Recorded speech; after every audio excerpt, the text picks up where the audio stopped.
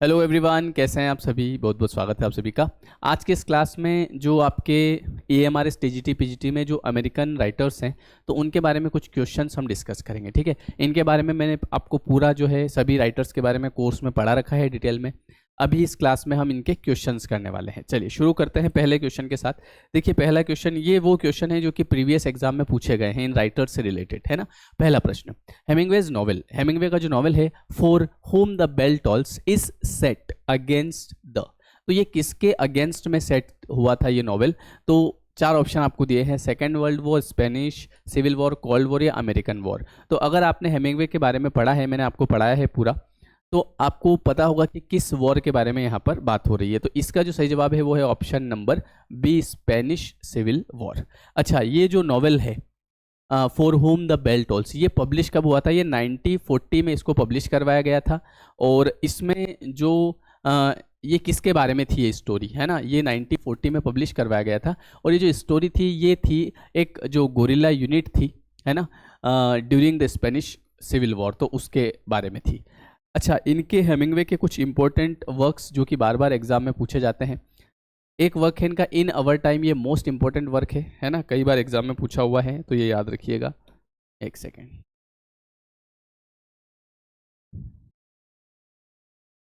हाँ, तो एक वर्क है इनका जो जिसका नाम है इन अवर टाइम, ये काफ़ी बार पूछा जाता है कि ये किसका वर्क है। इसके बाद द टोरेंट्स ऑफ स्प्रिंग, ये भी इनका वर्क है, 1926 में पब्लिश हुआ था। एक most important, the sun also rises, ये इसका जो टाइटल है वो है फिस्टा, ठीक है, ये 1926 में पब्लिश हुआ था। मैन विदाउट वुमेन, ये 1927 में पब्लिश हुआ था। और अ फेयरवेल टू आर्म्स, ये भी इनका वर्क है जो कि 1929 में वर्क पब्लिश हुआ था। ठीक है, तो ये सारे इनके वर्क्स हैं। चलिए दूसरा प्रश्न हम देखते हैं। दूसरा प्रश्न क्या है, मैं आपको बता रहा हूँ कि इस प्रकार से आपसे एग्जाम में प्रश्न पूछे जाएंगे। ठीक है, चलिए नेक्स्ट क्वेश्चन है कि man can be destroyed but not defeated. भाई, इंसान को डिस्ट्रॉय किया जाता है, किया जा सकता है, लेकिन उसको हराया नहीं जा सकता। तो ये जो है लाइन, ये किस वर्क से ली गई है? हेमिंग्वे के। तो ये क्वेश्चन मैं आपको इसलिए बता रहा हूँ क्योंकि ये कई बार एग्जाम में पूछा जाता है और ये बहुत इंपॉर्टेंट लाइन है कि man can be destroyed but not defeated. तो आर्म्स एंड द मैन, है ना, 1984, old man and the sea, for whom the bell tolls. तो आपको बताना है इसका सही जवाब क्या है।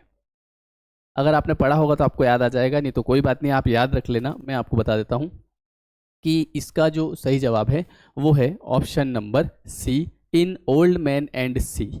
ठीक है, इसमें ये लाइन आती है। ठीक है, तो याद रखिएगा, इंपॉर्टेंट है। और ये लाइन किसने कही थी? तो ये इसका जो कैरेक्टर है सेंटिगो। ठीक है, तो उन्होंने ये लाइन कही थी कि man can be destroyed but not defeated. ठीक है, ये लाइन एटलीस्ट याद रख लीजिएगा कि ओल्ड मैन एंड द सी से ली गई है। अब नेक्स्ट इंपॉर्टेंट क्वेश्चन यहाँ से बनता है, ये मैंने आपको जो इनके बारे में बताया था तो उसमें डिटेल में बताया था।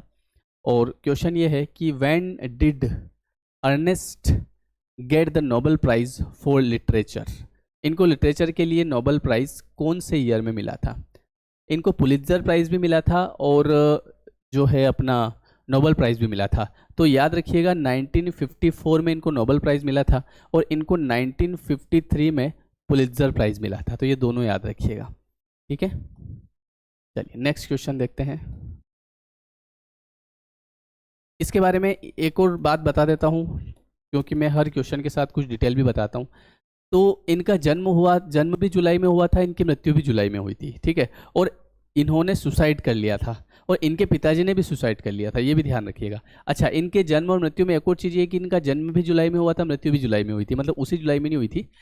22 जुलाई में इनका जन्म हुआ था और 2 जुलाई में इनकी मृत्यु हुई थी। 1899 में इनका जन्म हुआ था, 1961 में इनकी मृत्यु हुई थी।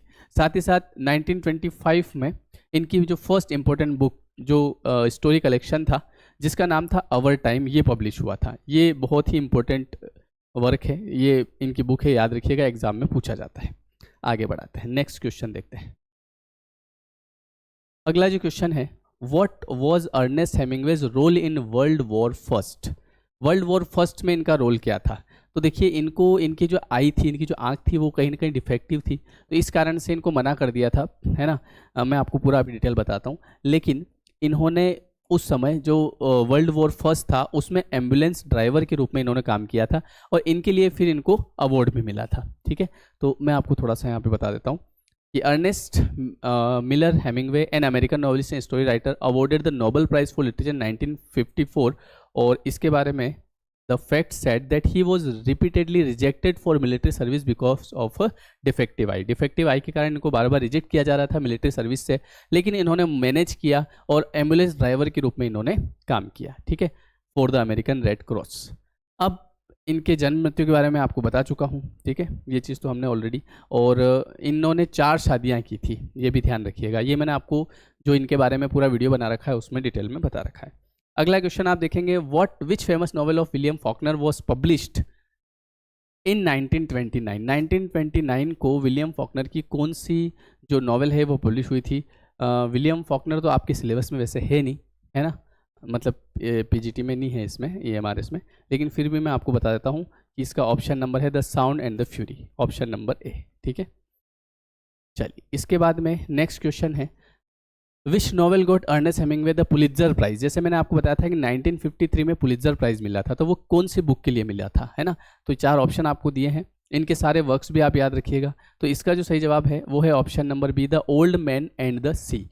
तो old man and the sea के लिए इनको पुलित्जर प्राइज मिला था, है ना। ये जो वर्क है ये पब्लिश हुआ था 1952 में, ठीक है, लेकिन इनको जो पुलित्जर मिला था ये मिला था 1953 में, ठीक है।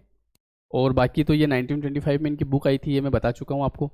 और 1926 में एक वर्क आया था जिसका नाम था द सन ऑल्सो राइजेज। ये बहुत ही, इससे यहाँ से ये फेमस हुए थे इस नॉवेल से, ठीक है।